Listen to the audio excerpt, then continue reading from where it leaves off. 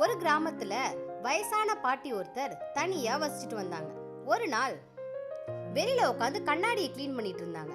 அப்போ அந்த கண்ணாடி தவறி பக்கத்துல இருந்த புதர்ல விழுந்துருது. எவ்வளவோ தேடி பார்த்தோம், அந்த பாட்டியால அதை கண்டுபிடிக்கவே முடியல.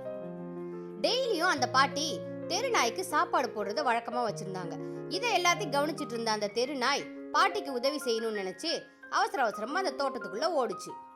புதர் மாதிரி இருந்த செடிக்குள்ள இருந்து கண்ணாடிய எப்படியோ தேடி கண்டுபிடிச்சு அந்த நாய் எடுத்துக்கிட்டு வேக வேகமா அந்த வீட்டை நோக்கி ஓடுச்சு. வீட்டு வாசல்லையே அந்த பாட்டி உட்கார்ந்துருந்தாங்க. அந்த பாட்டியை நோக்கி கண்ணாடி எடுத்துக்கிட்டு அந்த நாய் வேகமா ஓடுச்சு.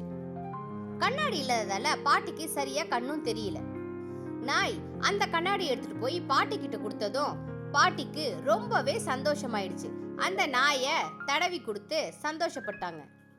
இத பார்த்த அக்கம் பக்கத்துல இருக்கவங்களும் அந்த நாயை ரொம்பவே பாராட்டினாங்க. தன்னோட கண்ணாடி திரும்ப கிடைச்சதால அந்த பாட்டிக்கு ரொம்பவே சந்தோஷமா இருந்துச்சு. டெய்லியும் அந்த நாயும் அவங்க கூடவே உட்கார்ந்து அவங்க போடுற சாப்பாடை சாப்பிட்டுச்சு.